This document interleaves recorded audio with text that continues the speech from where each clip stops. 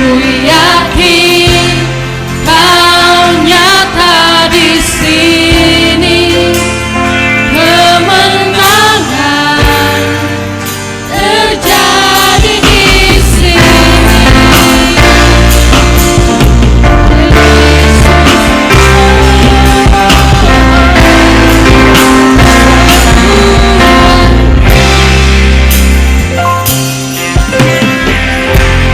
Ku menyerah.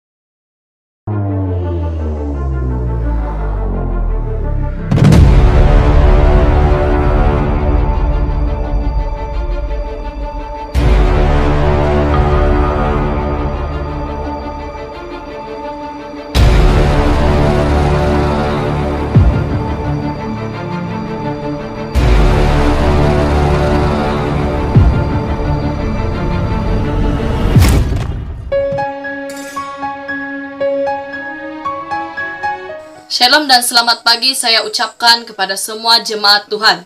Bersyukur kita kepada Tuhan karena sekali lagi pada pagi hari ini kita berpeluang untuk menyertai acara ibadah tanpa gedung gereja ataupun kebaktian ITGG.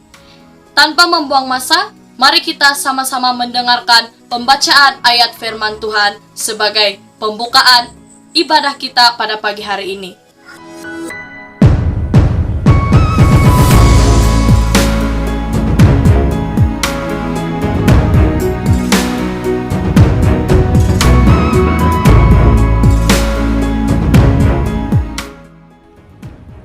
Pemberitahuan tentang kelahiran Yohanes Pembaptis.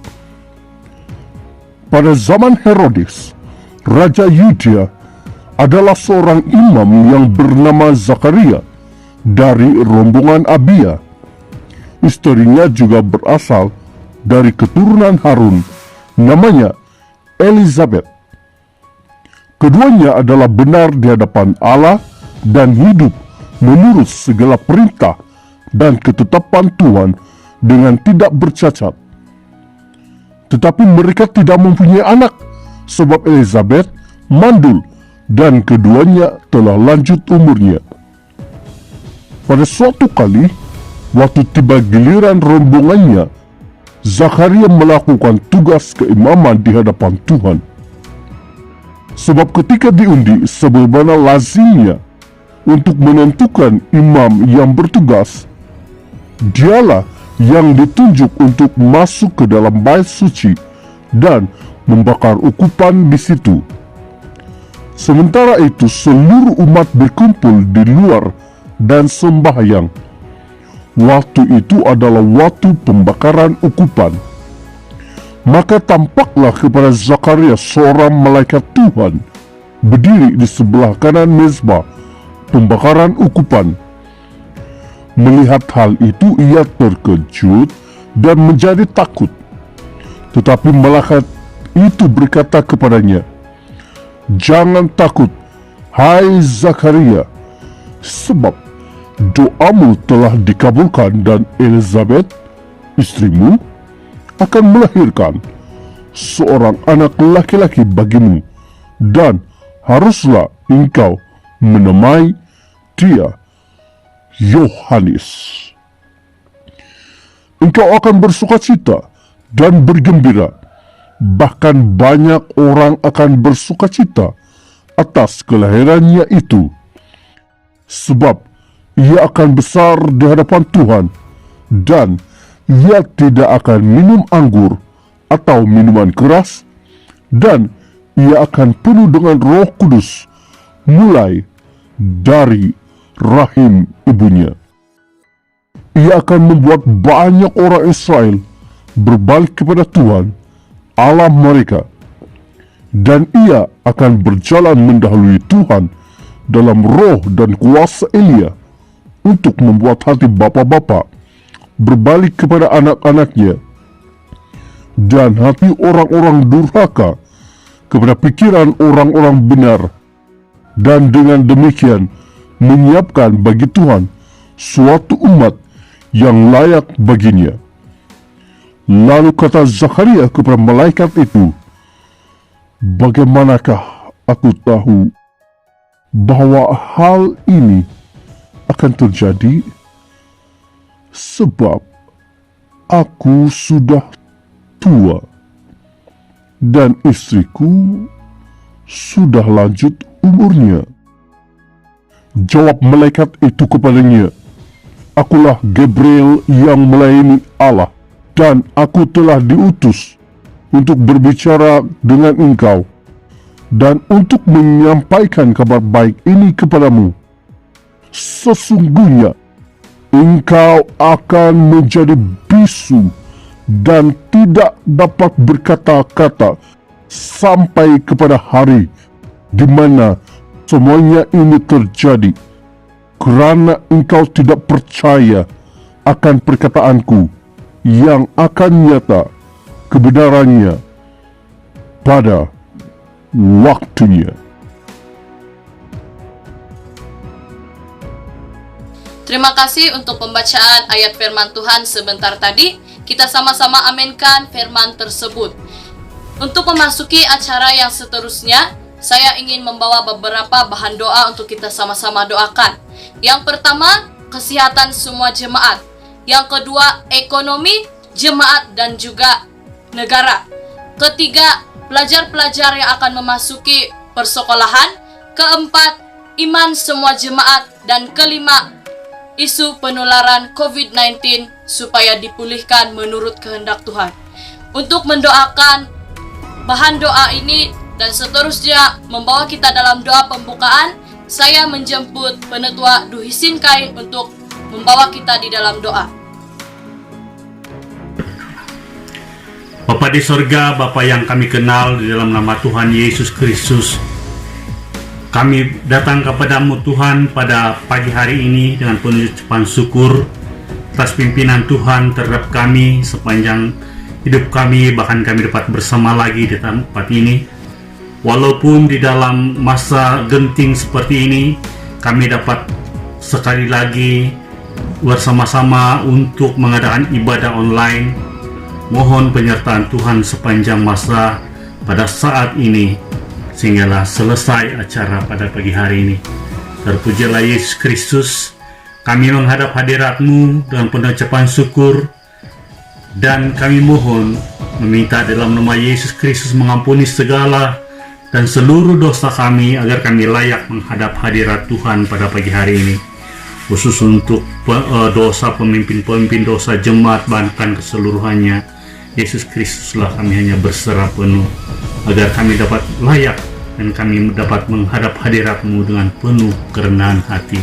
Bapa di surga, kami berdoa di dalam nama Tuhan Yesus Kristus tentang beberapa perkara, tentang ekonomi jemaat, tentang kesehatan jemaat, tentang penularan penyakit COVID-19. Kiranya semuanya dalam naungan dan perlindungan Tuhan. Kami juga berdoa supaya setiap yang bekerja hadapan tentang penyakit ini, kami serahkan dalam tangan Tuhan supaya mereka dilindungi, bahkan seluruh jemaat kami dipimpin dan dilindungi oleh kuasa Yesus Kristus. Bapa di surga, kami berdoa untuk beberapa perkara tentang persekolahan anak-anak, tentang ekonomi jemaat, tentang kesehatan jemaat, bahkan seluruh perusahaan jemaat kami berserah padamu supaya Engkau memberkati dan menguasai keseluruhannya, supaya walaupun dalam keadaan sekarang ini kami percaya berkat Tuhan senantiasa mengalir. Lindungi setiap pemimpin-pemimpin negara, pemimpin-pemimpin negeri, bahkan pemimpin jemaat, bahkan pemimpin-pemimpin sidang. Bapa di sorga, terpujilah Engkau, terpujilah Yesus Kristus. Kepada hamba Tuhan yang menyampaikan sabda firman Tuhan pada pagi hari ini, kami mohon supaya Engkau memberikan dia hikmat, akal budi, agar dapat menyampaikan sabda firman Tuhan dengan sederhana, dan kami dapat mendapat berkat lewat pemberitaan firman Tuhan. Terpujilah Allah, terpujilah Yesus Kristus. Kami mohon di dalam nama Bapa, Anak, dan Roh Kudus, kami sudah berdoa. Amin.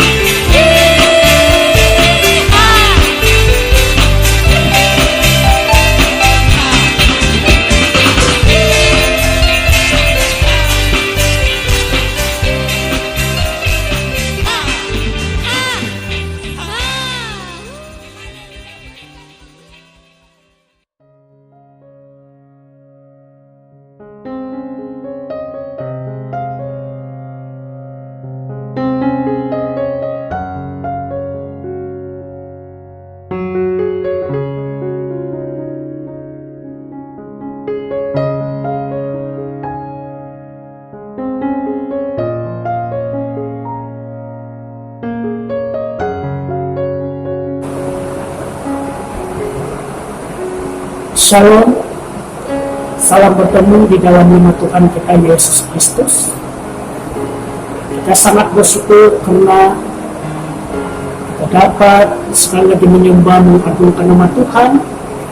Bahkan kita dapat belajar dan berkongsi kebenaran firman Tuhan yang kudus. Pada hari ini saya senang sekali membawa jemaat Tuhan belajar kebenaran firman Tuhan yang terdapat di dalam Injil Matius pasal yang ke-14 ayat yang ke-31. Injil Matius pasal yang ke-14 ayat yang ke-31. Kita boleh baca dari ayat yang ke-22 hingga ayat yang ke-33.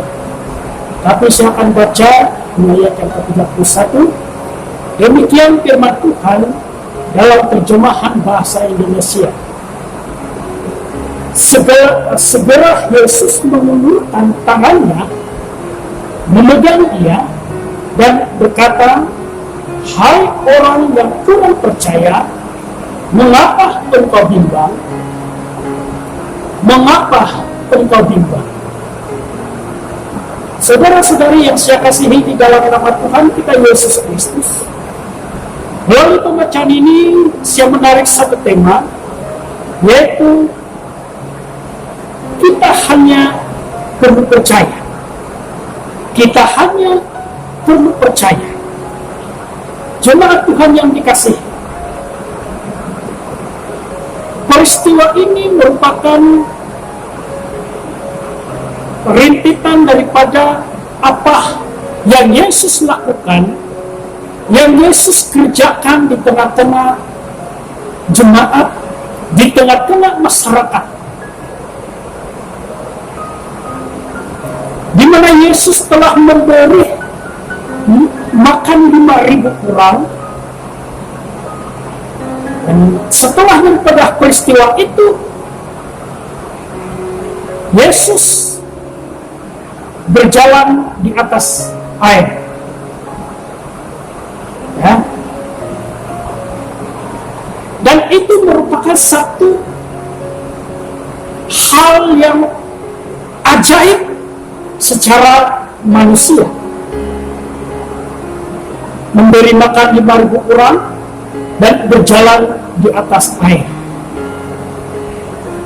Nah, timbul pertanyaan, mengapa Yesus tidak bersama-sama dengan para muridnya menaiki perahu? Jemaat Tuhan yang dikasihi, Yesus meneguhkan keyakinan, meneguhkan keyakinan para muridnya. Siapakah Yesus itu? Ya, siapakah Yesus itu? Jemaat Tuhan yang dikasihi, kalau kita membaca firman Tuhan sebentar tadi keseluruhan, peristiwa di mana Petrus berkeinginan untuk berjalan di atas air sama seperti Yesus. Nah, dan Yesus tidak menolak keinginan Petrus, tetapi Yesus berkata, "Datanglah." Lalu Petrus turun dan dia mulai berjalan di atas air. Tetapi setelah dia merasakan ada tiupan angin, dia mulai rasa takut dan bimbang. Lalu dia mulai tenggelam. Namun Yesus memberikan pertolongan. Nah, apa yang kita pelajari di sini adalah yang pertama, kita hanya perlu percaya.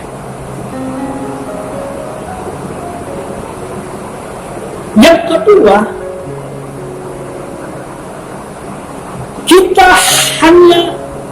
kita harus mempunyai keberanian untuk melangkah. Yang ketiga, kita harus mempunyai keyakinan. Mengapa? Karena Yesus ada di depan. Saya percaya selama Petrus memandang Yesus yang ada di hadapan, sudah pastinya dia dapat meneruskan perjalanan di atas air.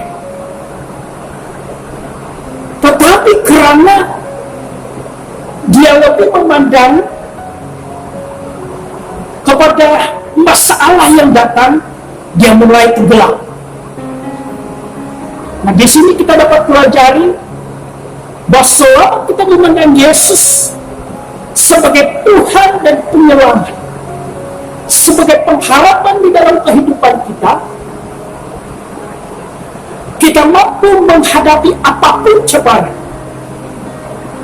kita mampu menghadapi apapun rintangan. Oleh sebab itu, melalui kebenaran firman Tuhan ini,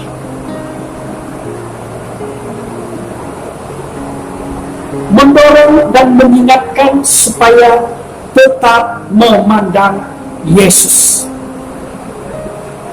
Kita hanya perlu percaya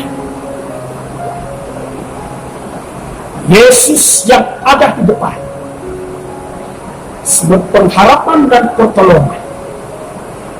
Memang benar bahwa kita akan mengalami rasa takut dan kebimbangan. Tetapi selama kita memandang Yesus, selama kita percaya kepada Yesus yang memandu kehidupan kita, maka kita terus diberikan kekuatan untuk menghadapi apapun cobaan. Terus kita mendapat kekuatan untuk menghadapi apapun masalah. Itu jemaat Tuhan yang saya kasihi, pada hari ini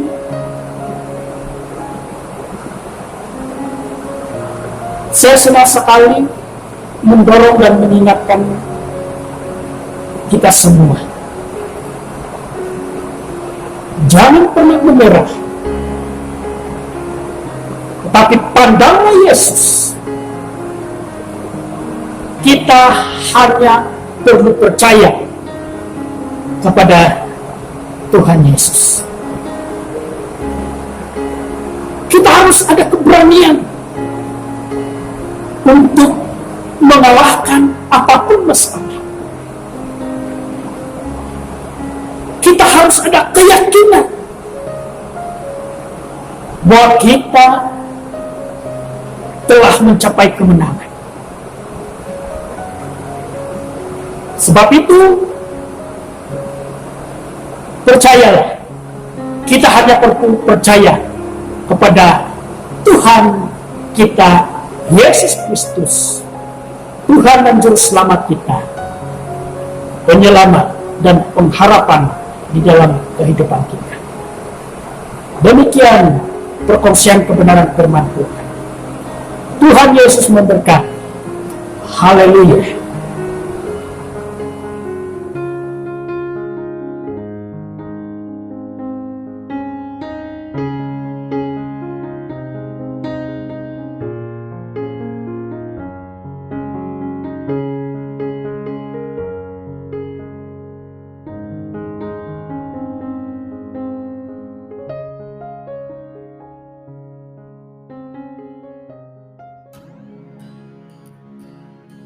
Terima kasih kepada semua jemaat yang mengikuti ibadah online sebentar tadi.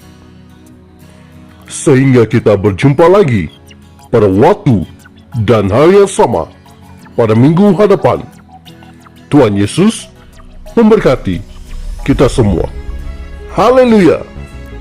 Jemaat yang dikasihi sekalian, bagi tujuan keuangan gereja yang mapan, jemaat bolehlah menyalurkan uang persembahan dan persepuluhan ke dalam akaun yang tertera, atau jemaat bolehlah menghantar terus kepada Bendahari Sidang.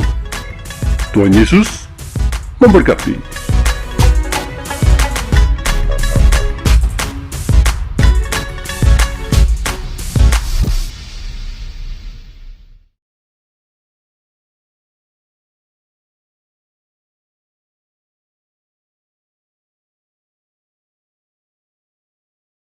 Masyarakat kita kini sedang mewacanakan relaksasi setelah PSBB yang ketat.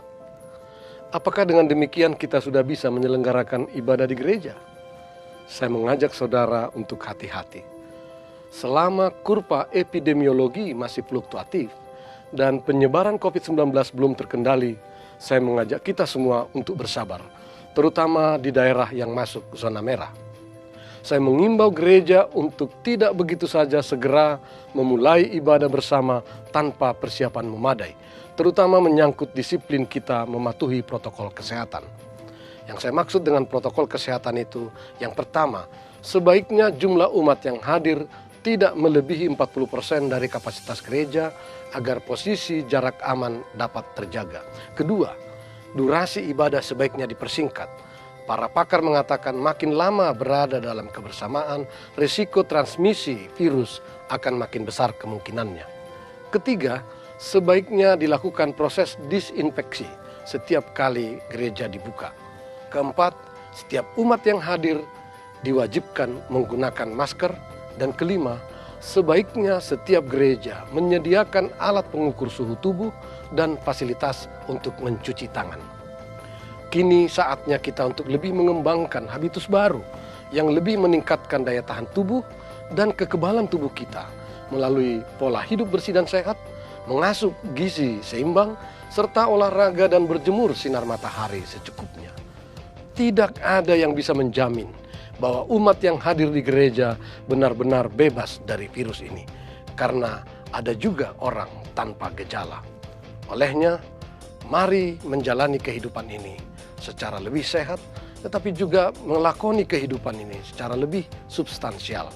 Saatnya kita menanggalkan segala bentuk aksesoris dan formalitas yang selama ini ternyata telah begitu dalam mencekoki kita, padahal tak sepenuhnya bermakna dalam penghayatan kehidupan kita. Saudara-saudara, pandemi COVID ini mengajar kita untuk hidup lebih sederhana, lebih substansial, demi kemuliaan nama Tuhan dan menjadi berkat bagi sesama kita. Tuhan memberkati saudara.